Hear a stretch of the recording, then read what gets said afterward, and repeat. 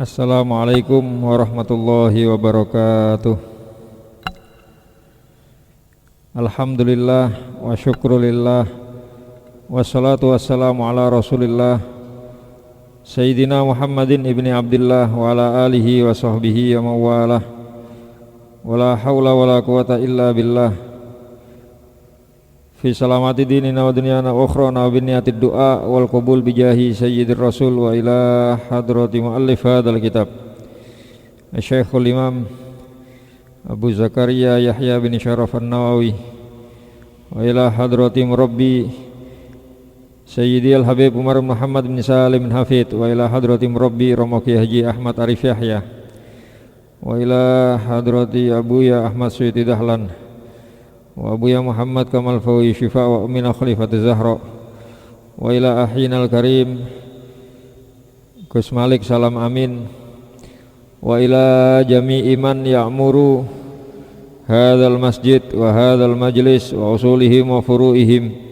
wa dhawil huquqi alaihim ajma'in wa ila jami'i walidina wa muallimina wa masyayikhina wa dhawil huquqi alaina wa ila hadratin Nabi Muhammadin sallallahu alaihi wa alihi wa sahbihi wa sallam. Al-Fatihah.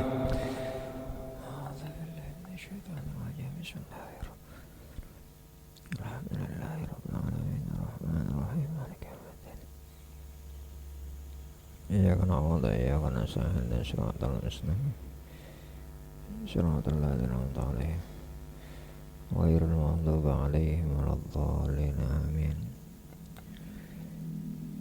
Bismillahirrahmanirrahim. Bapak-bapak, ibu-ibu, para jamaah pengawasan rutin Ahad pagi di Masjid Al-Ihsan Pakai Saji Kabupaten Malang, mengawali kajian rutin kita di tahun 2026, melanjutkan saking bab tentang hifdzus sirri, menjaga rahasia, dari kitab hadis Riyadhus Shalihin. Pada hadis yang bernomor 686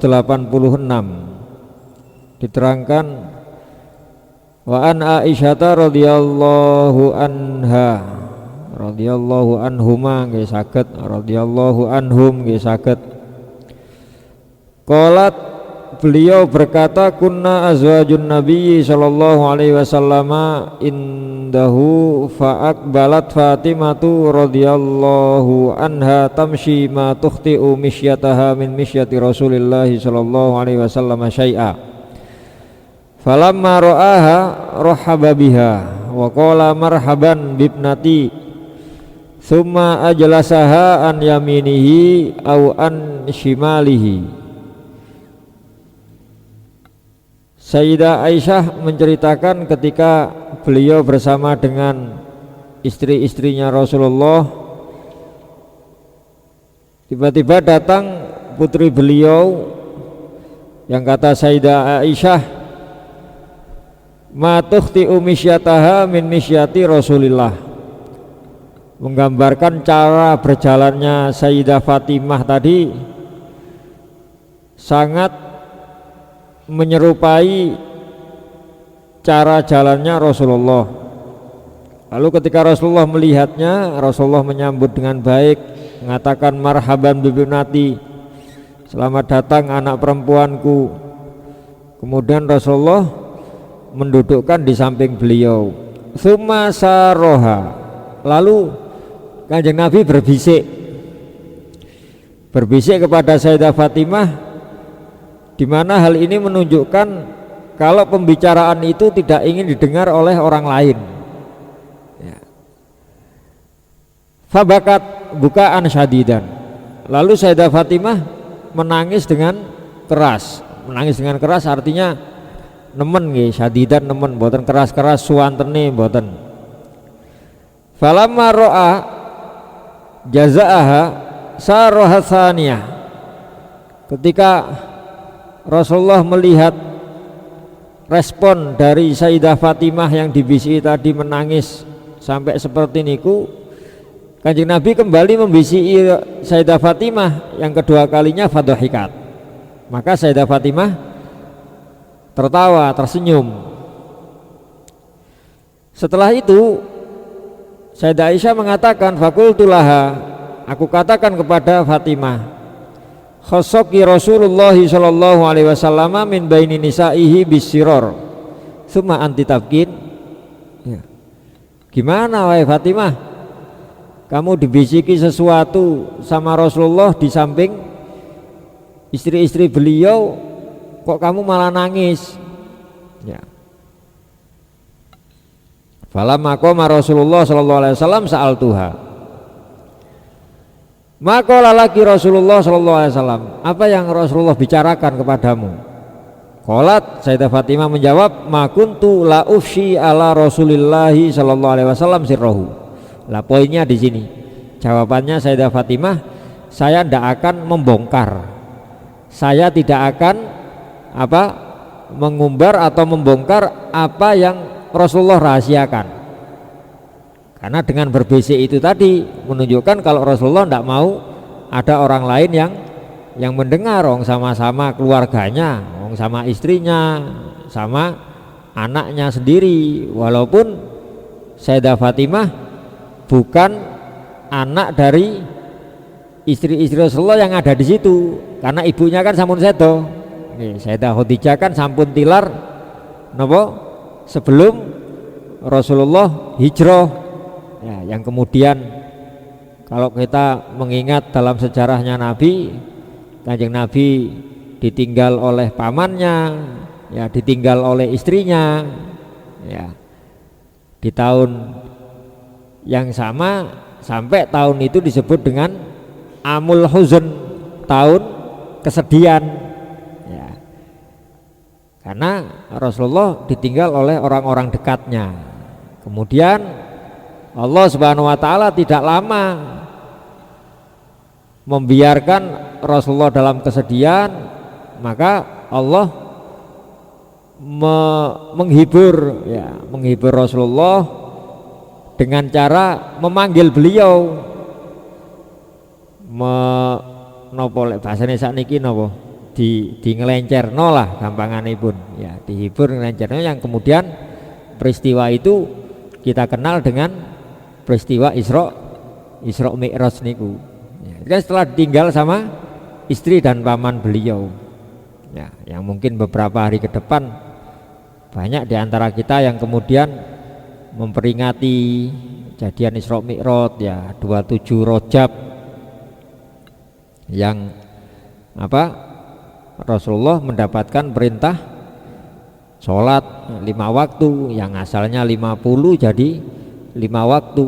Tetapi sekalipun kemudian dikorting tetap orang yang menjalankan ibadah sholat 5 waktu dalam sehari pahalanya tetap 50 waktu sesuai dengan perintah awal. Ya, banyak pelajaran penting dari peristiwa itu, ya, seperti bagaimana kita selaku umat Islam diajari dari perjalanan Kanjeng Nabi yang diabadikan dalam Al-Qur'an di surat Al-Isra niku,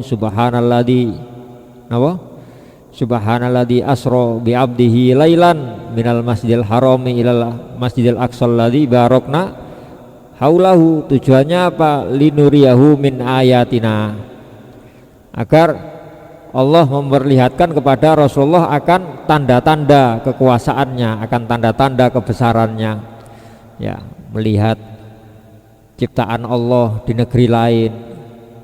Kemudian Allah juga memberikan pelajaran dari peristiwa perjalanan itu dengan bagaimana Rasulullah mengambil keberkahan, ya, diajari untuk ngalap berkah. Kanjeng Nabi kalian malaikat Jibril niku diteraken ten kuburane Nabi Musa, diteraken ten tempat lahirnya Nabi Isa, ya, berhenti malaikat Jibril sanjang sholli alai, jenengan ngalap barokai dengan sholat. Ya. Mungkin ada yang bertanya-tanya, loh kan itu peristiwa Isra Mi'raj itu perintah untuk mengerjakan sholat, tapi belum sampai naik kok Kanjeng Nabi kok sudah sholat. Apakah sholat itu sudah diketahui? Sudah. Nabi-nabi dan Rasul sebelum Nabi Muhammad juga sudah sholat, tapi sholatnya waktunya yang tidak sama. Ada yang 1 hari sekali, pagi saja, ada yang sore saja, ada yang sehari 2 kali. Nah, Kanjeng Nabi Muhammad SAW ini diperintah sampai 50 waktu ya, 50 waktu, bukan 50 kali, 50 waktu dalam sehari semalam. Ya, makanya perbuatan sholat itu tidak asing ya, bagi Nabi Muhammad sendiri tidak asing. Turun sholat di sini, terus tanya niki nopo, oh ini tempat lahirnya Nabi Isa di sini, di Baitul Lahmin ya. Itu kalau kita mengambil pelajarannya, kita ngalap barokah lah gampangannya, ngalap barokah dengan bekas-bekas peninggalan orang-orang soleh, dalam hal ini para nabi dan rasul ya. Syukur-syukur kalau kita diberi kesempatan oleh Allah berada di tempat-tempat yang dimuliakan oleh Allah dengan satu peristiwa ya, kita napa namine ngalap barokah itu dengan hal yang sama sebisa mungkin ngoten. Kalau kita di masjid nanten pun di mawon masjid nggih ngalap barokahnya dengan sholat, minimal sholat tahiyatul masjid minimal. Seumpami jenengan pas umroh, pas haji, terus kalian ketua rombongannya diantarkan ke mana? Ke sumur seumpama ya. Ada sumur-sumur peninggalan zamannya Rasulullah. Ya kita tabarruknya ngalap barokahnya dengan cara minum air sumur. Sampun diwolak-walik. Nang masjid ngombe tok, dinten sumur malah salat. Itu gene kan ben salat nggih wonten musalae, wonten napa salat musala, tapi ten sumur iki. Ya kita ngoten. Atau kados kirangan sak mangke kula dereng pirsa informasinya, apakah proyek perluasan fasilitas penginapan termasuk hotel yang ada di Madinah sudah selesai atau belum ya, untuk perluasan penginapan ya. Karena ketika kula piyambak madosi niku mboten kepanggih. Kita kali rombongan kali Gus Afak diantaraken ini masjid apa, ini masjid apa ya. Terus ada masjid sana ini masih masuk di proyek. Jadi kita ndak bisa ke sana. Kali Gus Afak namun ditunjukaken mawon niku lho sing ketinggal niku lho nggih wonten menara niku lho nggih. Nggih selain radi tebih mriki badhe marani percuma mboten saged, masih ditutup proyek sek ngoten niku. Pun wonten niku pun monggo pun, karena pun celak hotel kita kembali ke hotel. Cuma ada satu masjid lagi yang saya penasaran. Loh, kula eling-eling tadi tidak diterangkan. Coba kalau tingali ten Google Map, saya tulis nama masjidnya, saya cari, oh iya ternyata masuk di proyek juga ya. Terus kalau tangkut ten Gus Afak mboten saged ta Mas mlebet. Ya oleh ae lho nek kate salat ya salat to, tapi harus lewat pintu gerbang napa? Pintunya proyek. Nek sing pean maksud ini pean harus jalan agak jauh sekitar 2 kilo muter pean. Soalnya pintu di sebelah kono. Ada namanya Masjid As-Sajdah. Ya, khususnya bagi panjenengan ingkang badhe umroh, badhe haji. Ya. Di Madinah itu ada namanya Masjid As-Sajdah, atau kalau jenengan ningali ten Google Map dinamakan juga Masjid Abu Dar. Abu Dar itu nama sahabat Sayyidina Abu Dar Al-Ghifari. Bukan berarti masjid itu dibangun oleh Sayyidina Abu Dar atau masjid dalamnya peninggalan dalemipun Sayyidina Abu Dar, bukan ngoten ya. Dinamakan Masjid Abu Dar karena sekarang masjid itu berada di Sarik, di Jalan Abu Dar Al-Ghifari, makanya disebut Masjid Abu Dar, maksudnya masjid yang berada di Jalan Abu Dar. Tapi kalau nama asli masjid itu Masjid As-Sajdah, masjid sujud. As-Sajdah itu satu kali sujud. Apa yang dimaksud sujud di situ? Sujud syukur. Sujud syukur. Jadi ceritanya Rasulullah berjalan dengan Sayyidina Abdurrahman bin Auf. Tiba-tiba Rasulullah berhenti terus sujud ya, menghadap kiblat, sujud di situ. Sayyidina Abdurrahman tidak tahu apa-apa, diam nunggu. Sujudnya duangu, Pak. Dangu pun sujud itu dangu. Ngatus Sayyidina Abu Dar niku khawatir Kanjeng Nabi ada apa-apa. Akhirnya ngapunten napa? Punggungnya Rasulullah disentuh sama Sayyidina Abu Dar. Lah ketika punggungnya disentuh, kakinya Rasulullah itu digerakkan. Maksudnya aku gak apa-apa. Ya, kan namine sahabat nggih, khawatir napa? Rasulullah tilar waktu niku. Dipegang, digerakkan kakinya. Diam nunggu sampai Rasulullah bangun, duduk salam. Ya syukur kan ngoten. Saya takbir langsung sujud, bangun salam, selesai. Akhirnya Sayyidina Abdurrahman tanya, Kanjeng Nabi wonten napa kok tiba-tiba sujud? Nah, ini pelajaran ya kepada umatnya lewat beliau. Oh iya Abdurrahman, barusan Jibril mendatangiku menyampaikan ayat ya. Dalam satu riwayat malaikat Jibril menyampaikan ayat yang dimaksud di sini adalah ayat perintah untuk sholawat. Innallaha malaikatahu yusholluna 'alan nabi ya ayyuhalladzina amanu shollu 'alaihi wa sallimu taslima. Ya. Maka aku bersolawat dan aku mengetahui dari Allah, barang siapa yang mengucap solawat kepadaku 1 kali, maka Allah akan membalasnya 10 kali. Lah aku seneng kayak ngono iku, makanya saya sujud mensyukuri nikmat tersebut ya. Jangankan model ngoten niku wau, lah wong kita solawat 1 kali dibalas kangking Gusti Allah 1 kali niku pun kuatah, tapi balasan Allah lebih baik dan lebih banyak. Makanya Masya Allah kalau kita melahatikan, kita patut bersyukur dijadikan umatnya Nabi Muhammad ini sangat bersyukur. Begitu besar pemberian perhatiannya Allah kepada kita selaku umatipun Kanjeng Nabi. Kenapa? Karena Rasulullah memperhatikan kita.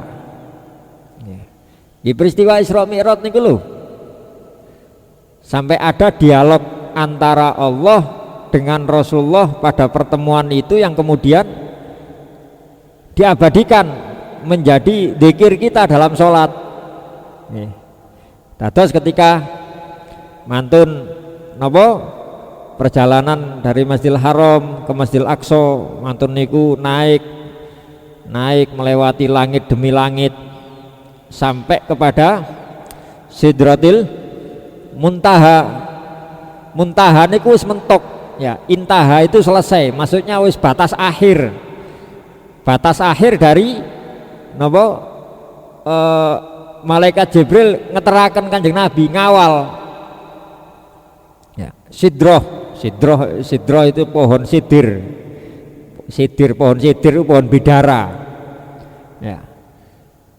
Malaikat Jibril mempersilahkan, Niki pun batas kula mriki. Dengan ngelanjut ya Mbak. Ya. Kenapa kamu ndak ikut Jibril? Lek kula tumut kobong kula. Ini sudah batas saya. Ini padahal pimpinan para malaikat, ya malaikat Jibril, tapi Allah sudah ngasih batas dengan piyambak manggi Gusti Allah. Ya. Terus apa yang harus aku lakukan Jibril? Ya. Jenengan nuluk salam, mengucapkan salam kepada Allah. Diajari. Akhirnya begitu masuk, gampangannya ya, gampangan untuk mudah kita pahami mawon peristiwa Isra Mi'raj itu. So masuk sambil mengucapkan at-tahiyatul mubarakatus sholawatut thayyibatu lillah. Bentuk salamnya kayak gitu, ucapan salamnya. Maka Allah menjawab, assalamu alaika ayyuhan nabiyyu wa rahmatullahi wa barakatuh. Semoga keselamatan atasmu wahai nabi. Tidak hanya keselamatan, wa rahmatullah, dan disertai rahmatnya Allah, wa barakatuhu, dan barokah saking Gusti Allah. Kagem Kanjeng Nabi. Kanjeng Nabi diberi seperti itu, tidak terus menjadikan beliau sombong, lupa diri ya. Tapi beliau masih ingat umatnya. Maka Kanjeng Nabi menjawab, assalamu alaina, semoga keselamatan untuk kami semuanya, wa ala ibadillahis sholihin. Sampun namung kula Gusti, nggih kawulane panjenengan sing soleh-soleh, sing sae-sae, nggih jenengan paringi slamet. Ya. Hanya itu yang kita baca di tahiyat niku wau. Ya, itu diabadikan. Ngoten. Dan ini Masya Allah perjalanan apa yang dilakukan Rasul, banyak peristiwa-peristiwa, termasuk dalam bahasanya dikisahkan oleh Imam Hasan Al-Basri. Imam Hasan Basri seorang tabi'in. Beliau wedal ngaos dengan murid-muridnya, menceritakan bagaimana ciri-cirinya Kanjeng Nabi. Oh, Kanjeng Nabi itu tingginya kurang lebih sekian, bentuk wajahnya seperti ini, terus rambutnya itu modelnya seperti ini ya. Kan jaraknya masih dekat, tabiin kan, mantan sahabat tabiin kan ngoten. Jadi kan info itu didapatkan dari sahabat-sahabat. Beliau sendiri tidak bertemu sama Rasulullah, orang tabiin. Terus beliau cerita Kanjeng Nabi berpakaian, cara pakaiannya seperti ini. Kanjeng Nabi suka pakai pakaian warna apa, mantun niku modelnya yok nopo. Terus cerita sandal, bentuk sandal Kanjeng Nabi niku terus mendel, pas sanjang sandal mendel, terus mular. Sayyidina Hasan Al-Basri menangis.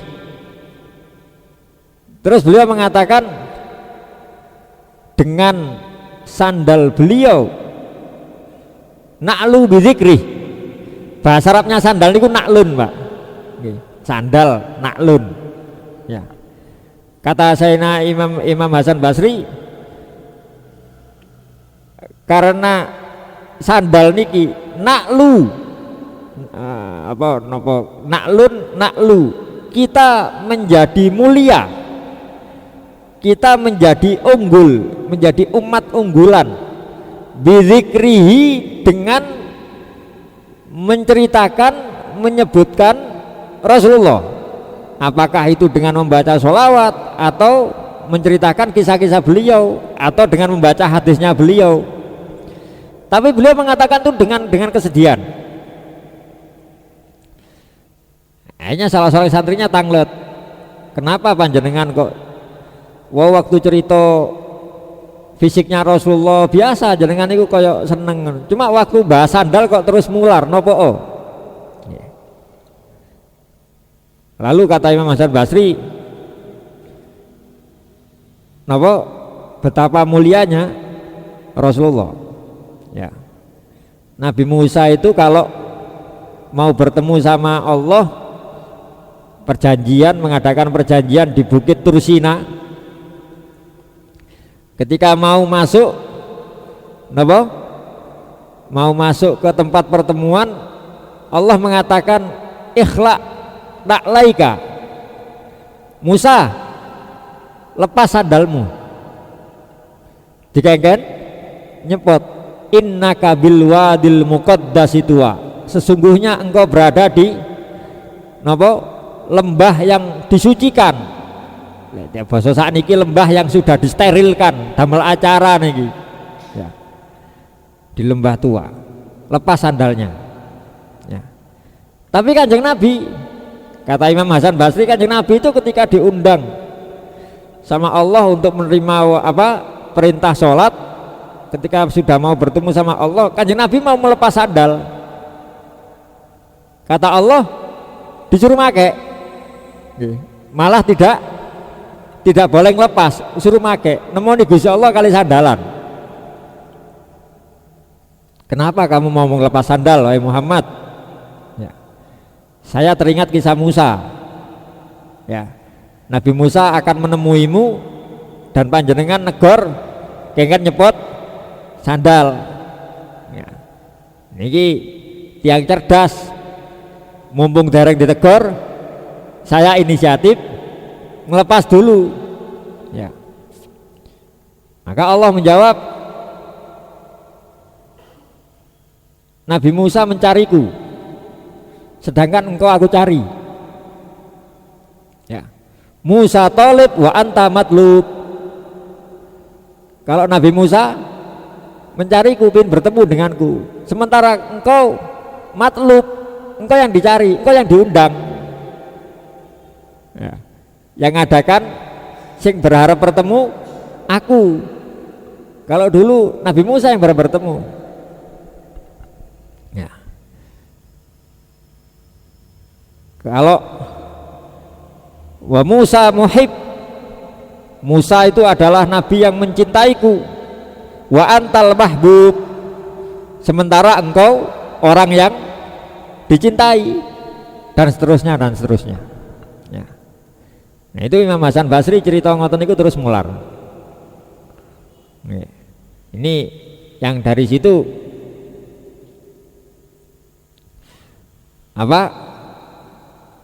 Allah mengagungkan ya, kita selaku umatnya Nabi Muhammad dengan berbagai macam kenikmatan, termasuk perintah sholat niku.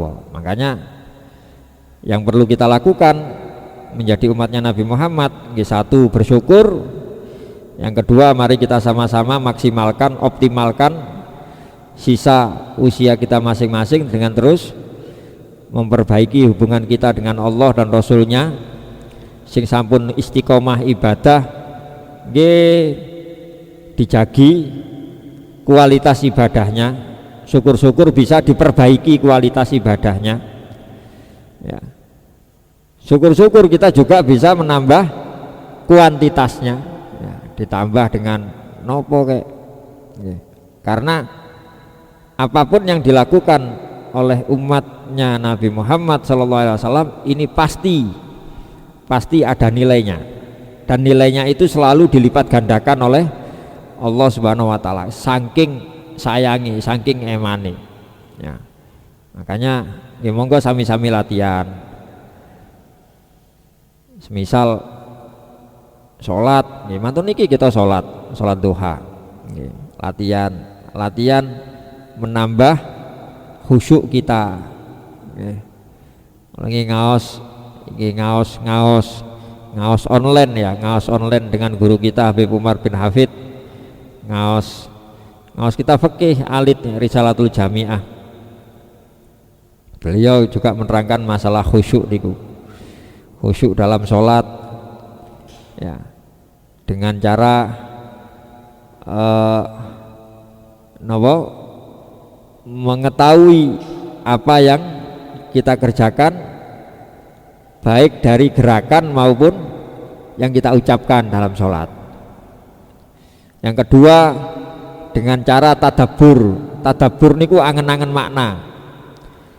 Ya, kalau yang pertama dengan mengetahui artinya kita sadar dengan apa yang kita lakukan. Ketika jenengan mangke sholat duha, ya, kita menyebut Allahu Akbar, kita sadar dengan apa yang kita ucapkan. Mboten namung sekedar napa? Kebiasaan bahasane pun dengan penuh kesadaran. Ketika saya nanti ruku, kita nanti sujud, ya, kita sadar dengan apa yang kita lakukan. Lapose aku sujud iki, wah aku nyembah Gusti Allah.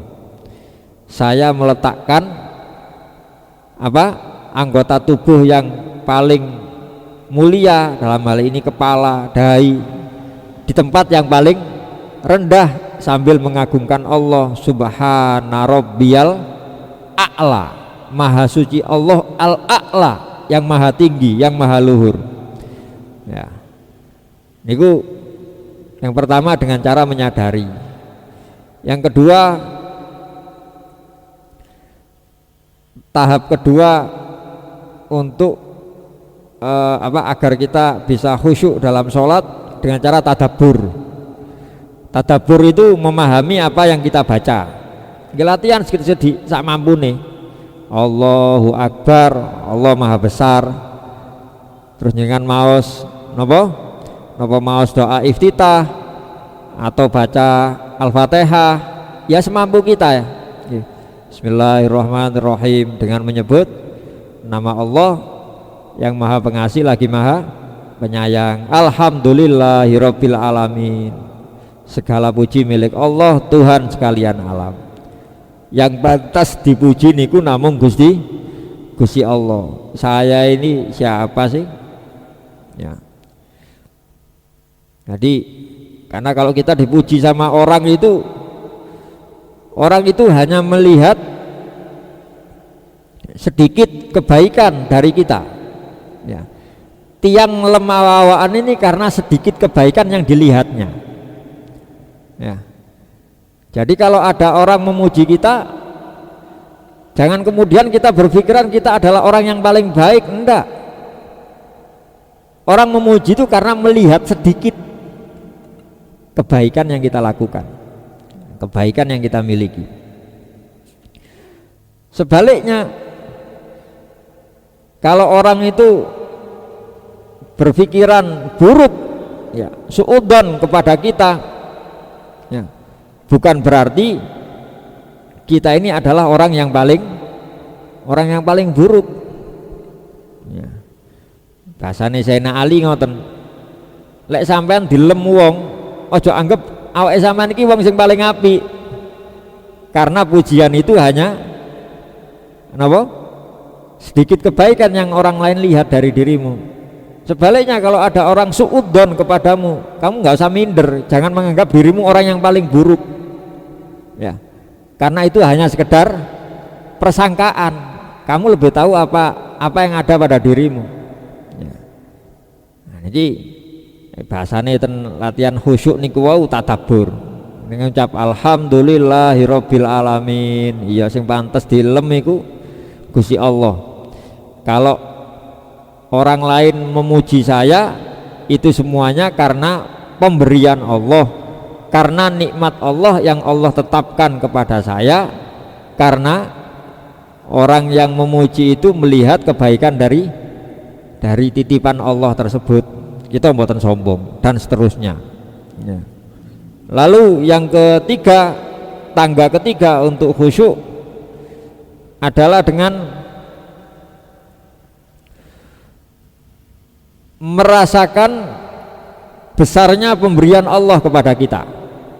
Ya. Dengan cara merasakan besarnya nikmat pemberian perhatian Allah kepada kita sampai waktu itu ketika kita sholat niku. Ya Allah, aku sik dikei sehat, sik dikei kuat, sik dikei sempat, tasik diparingi semangat, tasik saged ngadeg ngeten, jenengan ruku nggih napa bahasane gegere nggih tasik saged ditekuk, diparingi gampang kali Gusti Allah, diparingi engsel sing gampang. Balik tidal niku sik ecos daya, syukur ten Gusti Allah. Ya.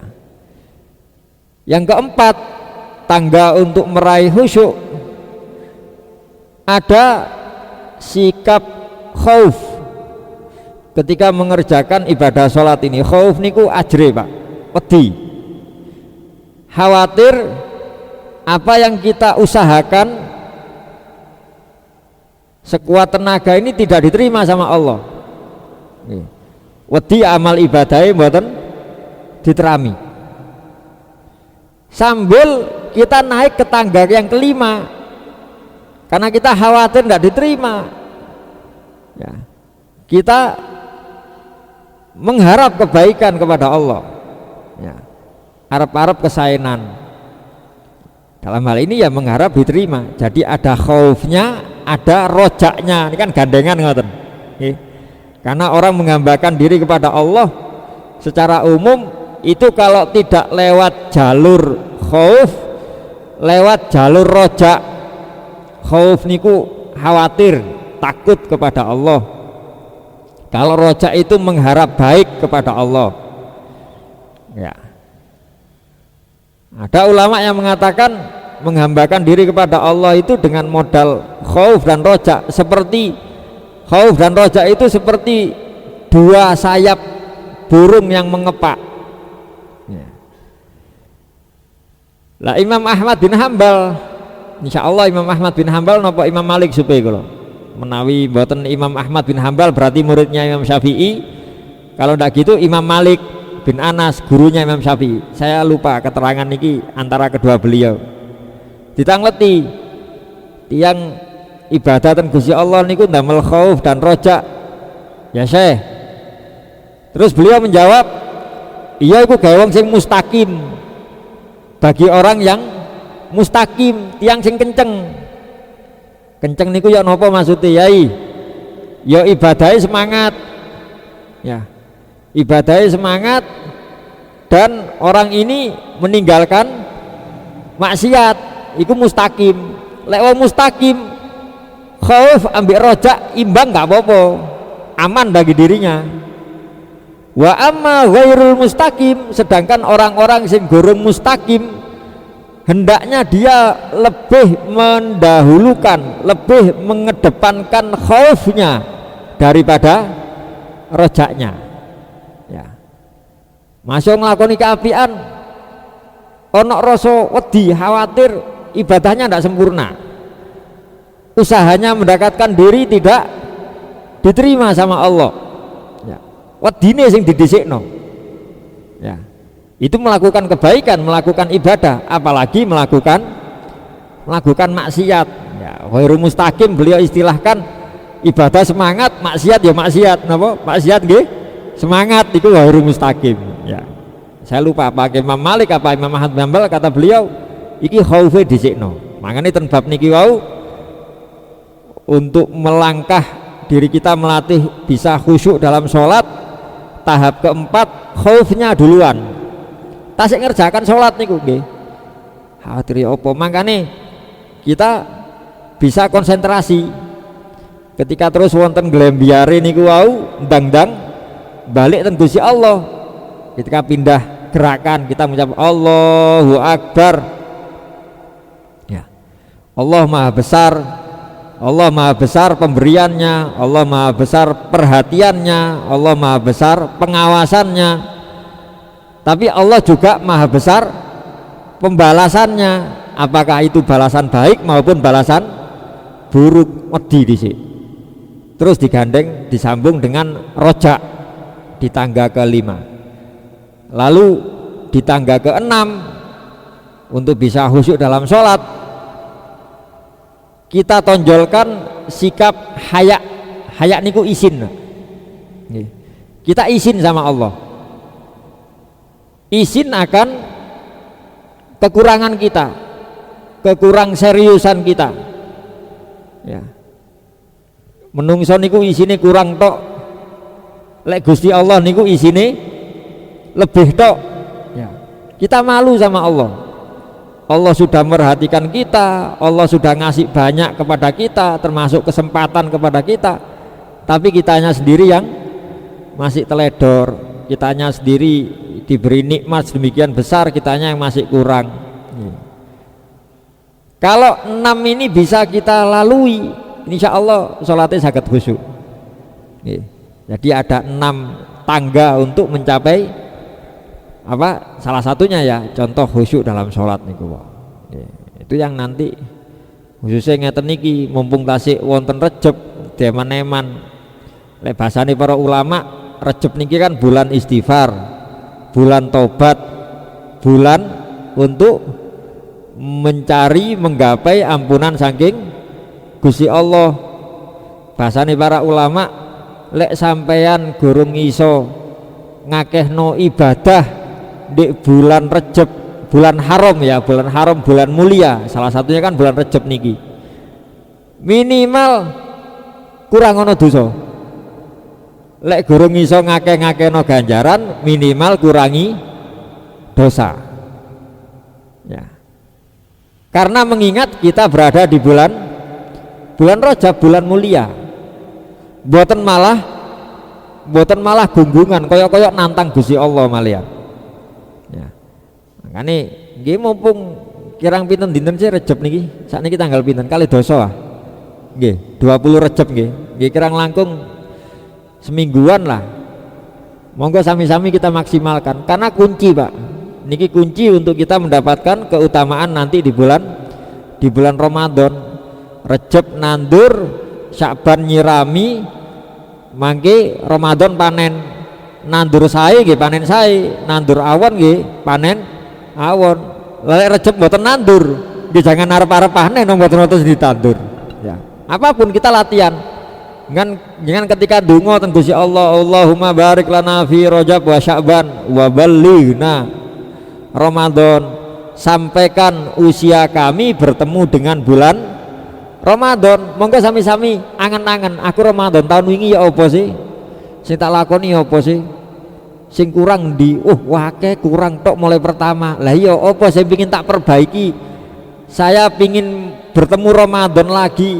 Yang mungkin harapan ini muncul ketika Ramadan itu berakhir kan, tahun kalau ini ngoten nah, lu Ramadan ente ya Allah, mugi-mugi saged kepanggih, mugi-mugi ini bukan Ramadan terakhir Gusti. Harapannya sangat tinggi. Saat ini pun cedek niki, dieling-eling malih nopo ya, oh iya aku semangat lek Ramadan niku aku iso tadarus sampai konco-konco seumpami. Nggih sakniki latihan, minimal mangke wangsul Qur'ane dipendet, dilapi dhisik ta, dibukai titik-titik nggih.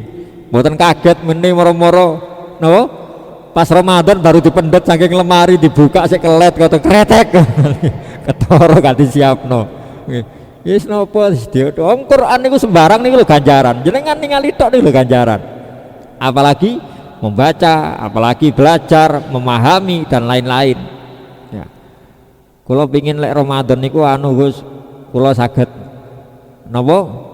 Bagi-bagi takjil. Nggih mulai sakniki latihan.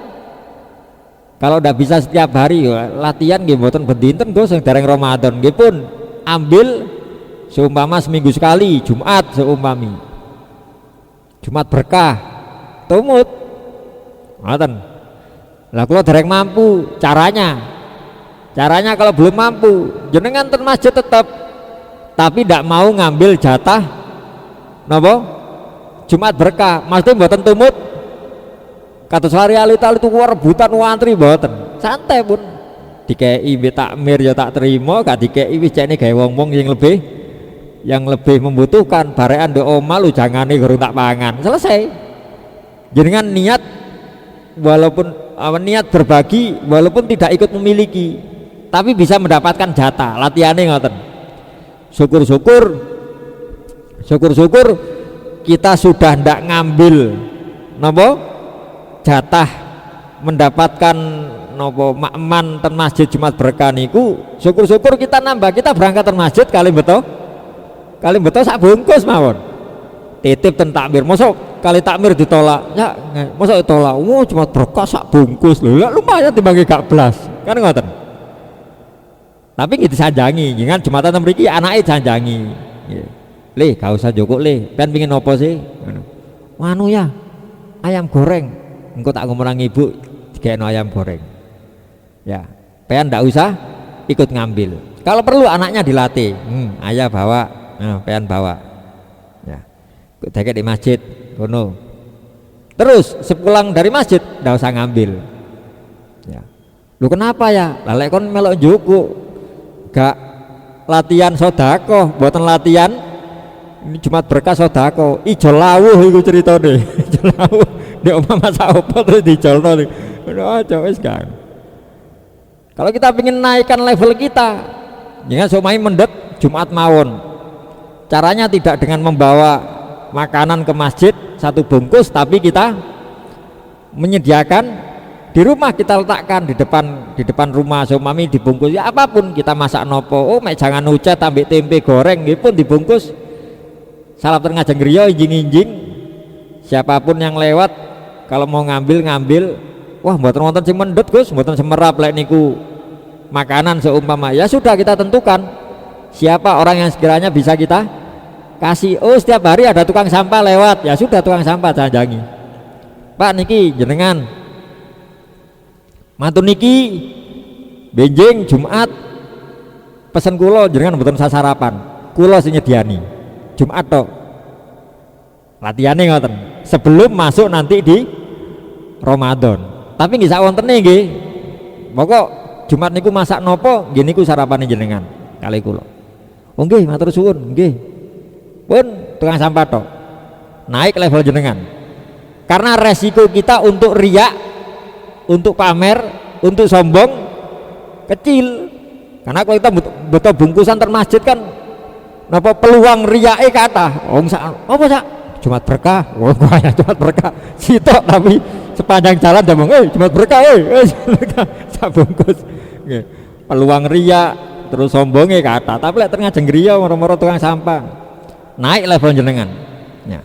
Lek pengin naik lagi mboten dibungkus tukang sampah jangan ngoten niki damel anu kula pun sarapan nggih mboten napa damel jenengan mangke damel makan siang napa-napa, tapi Jumat ngajeng jenengan mboten usah sarapan, sarapane ten kula tapi mboten dibungkus. Begitu Jumat depan tukang sampah lewat lah dereng sarapan jenengan.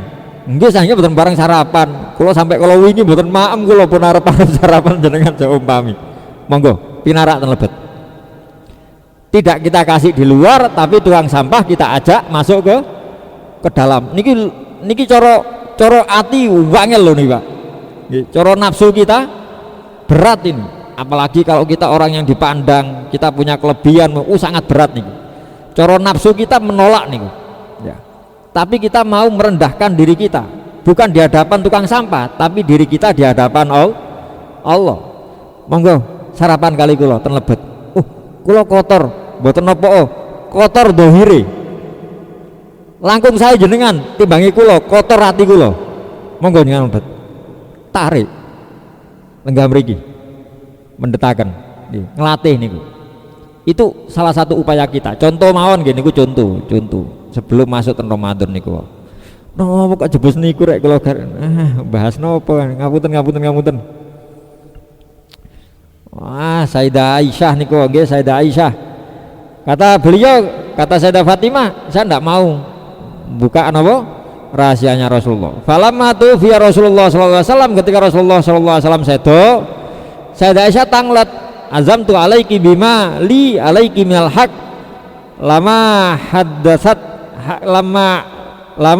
haddastini makola lagi Rasulullah sallallahu alaihi wasallam ya. Kata Sayyidah Aisyah, saya sudah kepingin ingin tahu kebenaran dari perkara yang tidak mau kamu sampaikan kepadaku atas apa yang Rasulullah ucapkan ya. Maka faqalat, kata Sayyidah Fatimah, ammal an fanaam, kalau sekarang karena Kanjeng Nabi sampun tilar, kalau sekarang saya mau cerita.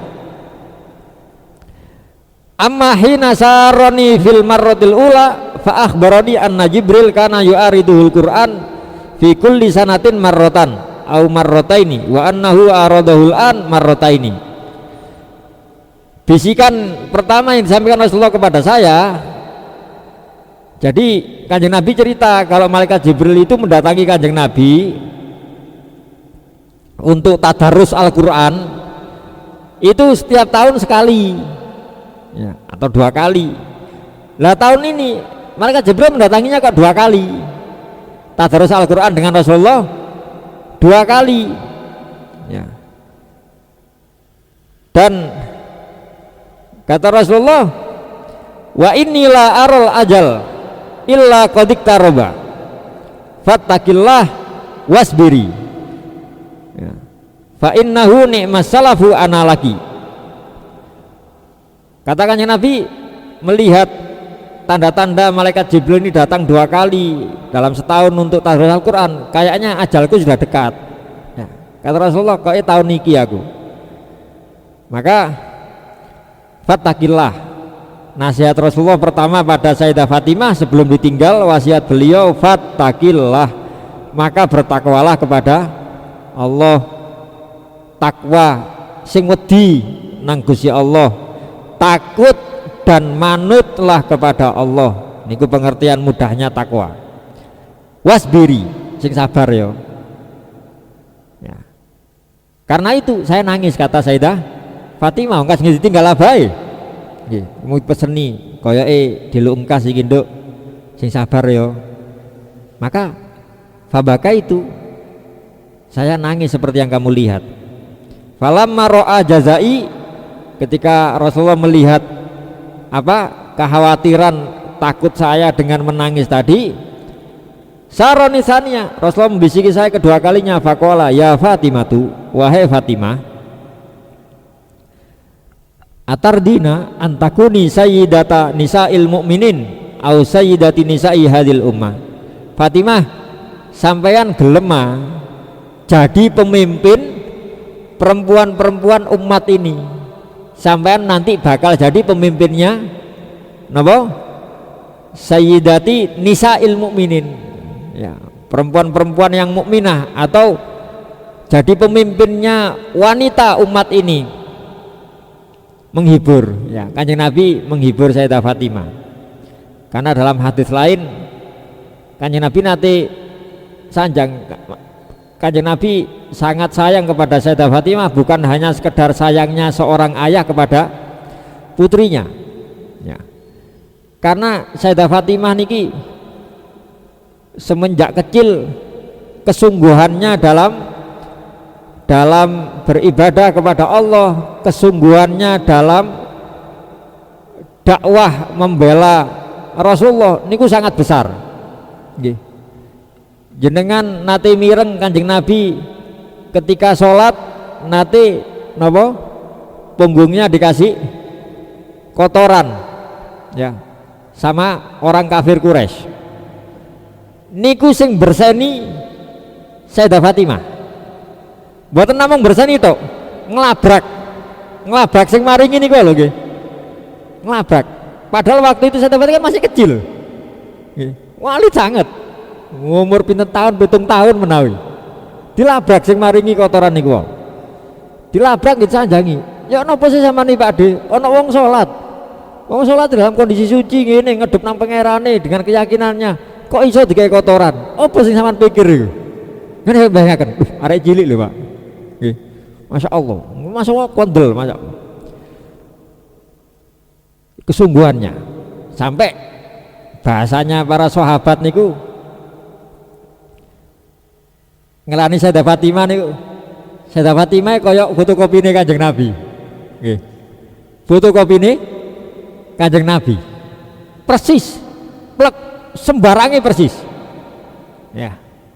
Sampai seandainya bahasanya para sahabat, sampai seandainya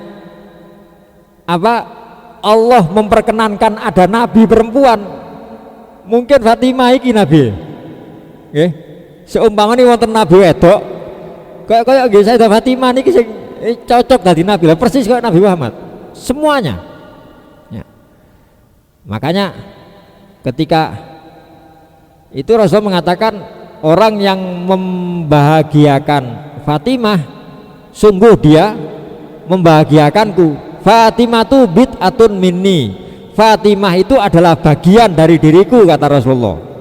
Orang yang membahagiakannya dia membahagiakanku, berarti membahagiakanku.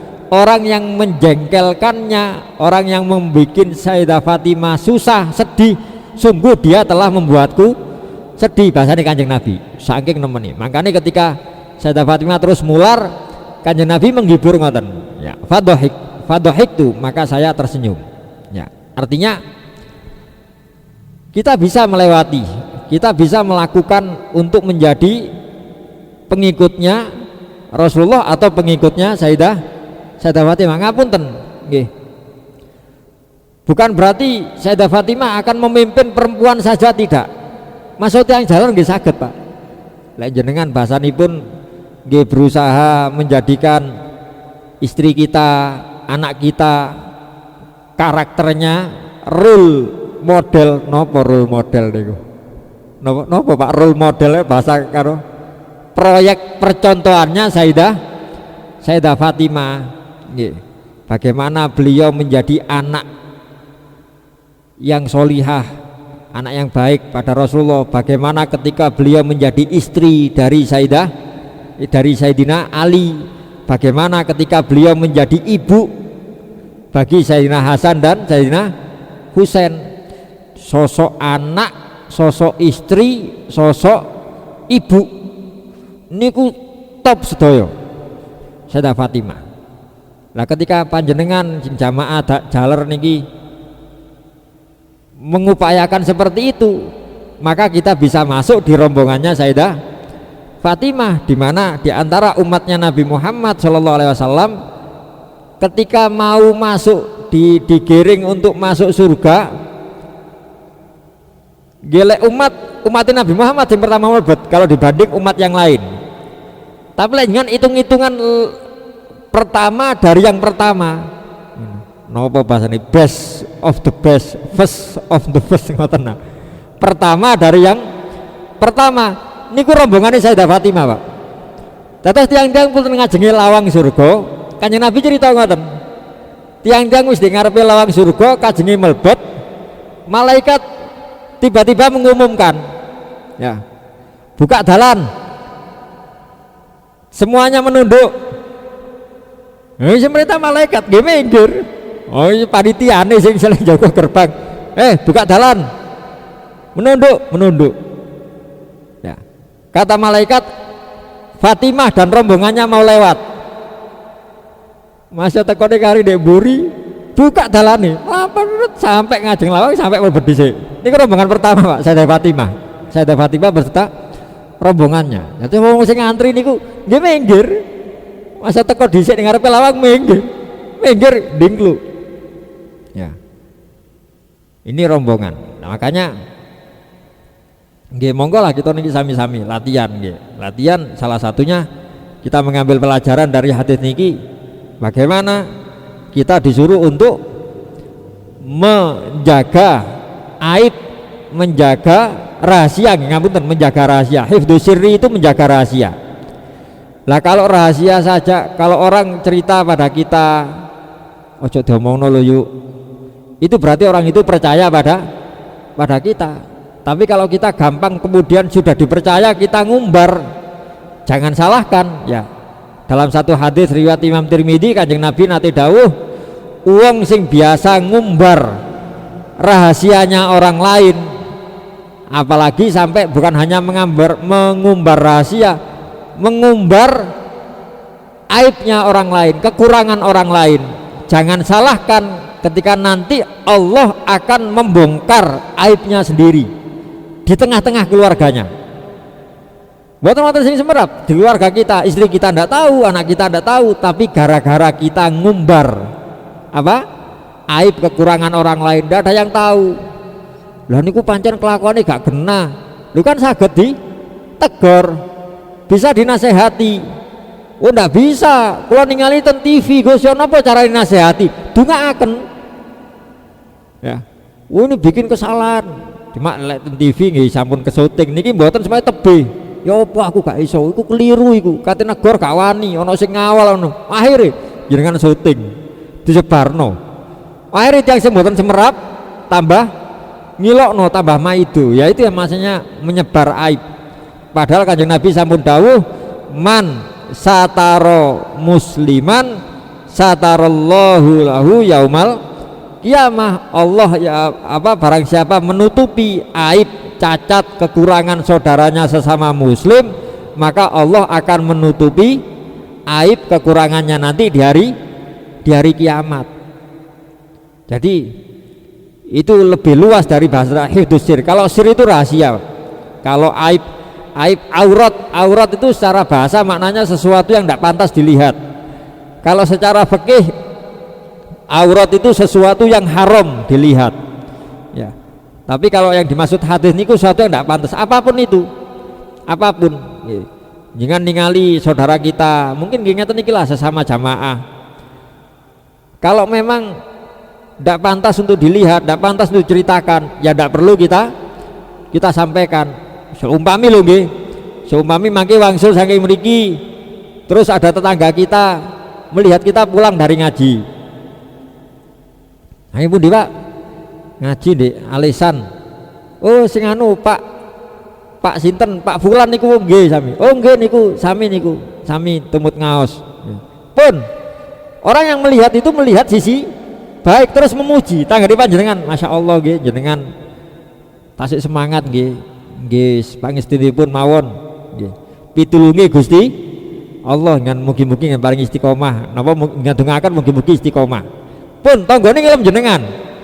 Lho termasuk Pak niku nggih ngaos, nggih ngaos, Masya Allah. Nggih pun mugi-mugi saya sedaya pun tanggane jenengan sudah menerima dan mendoakan baik untuk jenengan dan untuk napa rencang sesami jamaah niku wau. Tapi terus dadak mulon jenengan, oh tapi benten kula kali Pak niku. Napa? Niku lek ngaji ngantukan tiyang niku. Seumpami lho nggih, seumpami. Padahal tidak ada yang tahu kecuali kita. Tangga sing asale ngelem akhirnya malih suudon. Oh. Lho tapi ngaos kirangan modelnya kayak pindah turu ngoten. Nggih pancen gak iso turu wau tambah dadi seumpami. Ya, itu artinya kita malah membuka muka aib kekurangan, bukan seperti itu caranya. Kalau kita memang menganggap itu kurang ya kita kasih nasihat. Kalau tidak bisa kasih nasihat, kita doakan al mukmin yastur wa yansoh wa yad'u. Karakter orang mukmin itu yastur, nutup, wa yansoh, memberi nasihat, wa yad'u, dan mendoakan. Wal munafik, sedangkan orang munafik itu karakternya yahtak, bongkar aib, yul'in, maido. Nggih, niku senengane ngoten. Mangkane pun zaman-zaman ngeten niki lho, zaman fitnah, zaman mboten karu-karuan niki. Monggo lah kita niki pun diparingi taufik hidayah Gusti Allah. Purun ngaos, purun nopo nambah wawasan keagamaan. Mari tidak hanya sekedar kita pahami, tapi mari sama-sama kita terapkan dalam kehidupan sehari-hari. Eman pun kadung dingajeni, kalau kemudian tidak kita amalkan, apalagi pun kadung dingajeni terus kita rusak pemahaman, ilmu, amal-amal ibadah kita dengan perbuatan-perbuatan yang napa sing mendatangkan murkanya Allah. Lah usume zamane ngoten Gus, nggih sampun tiru-tiru. Niku umume tiang-tiang, sekali lagi jenengan niki senes tiang umum, Pak. Jenengan niki tiang khusus. Ya. Khusus apa? Orang-orang khusus, orang-orang yang diberi kekhususan Allah, orang-orang yang diberi taufik hidayah purun ibadah, purun iktikaf, purun ngaji. Niku sedaya pun ketentuan Gusti Allah. Maka jangan kemudian kita sia-siakan, kita rusak dengan amalan-amalan yang tidak ada faedahnya. Ini nggih pun bismillah pun mumpung tasik wonten Rejab ya, latihan Ifta'us Syir niki wau, latihannya kita jaga, kita belajar dari Sayyidah Fatimah dan sahabat-sahabat yang lain, Sayyidina Abu Bakar yang kemarin niku dan Rasulullah sallallahu alaihi wasallam. Mugi-mugi pengaosan hari ini bisa difahami, mugi-mugi bisa diambil pelajaran, mugi-mugi sedaya amal saya ini para jamaah diterami dening Allah, segala kesalahan dan dosa-dosa kita diampuni oleh Allah. Mugi-mugi Allah Subhanahu wa taala memberikan panjang umur kepada kita semuanya untuk selalu taat kepada Allah. Mugi-mugi sedaya kemawon diparingi kesehatan zahir batin, keluarga yang sedang sakit atau kenalan kita, tetangga kita, mugi-mugi diparingi saras lan Gusti Allah, mugi-mugi diparingi sabar, diparingi ikhlas, diparingi ridho, dan semoga Allah SWT menguatkan iman Islam kita diberi ketetapan iman Islam, diberikan taufik hidayah, diberikan umur ilmu rizki ingkang barokah, sewaktu-waktu wangsul dumateng Gusti Allah tetap dalam kondisi iman Islam, husnul khotimah. Ala hadhihi niyyah wa ala kulli niyatin sholihah. Al-Fatihah.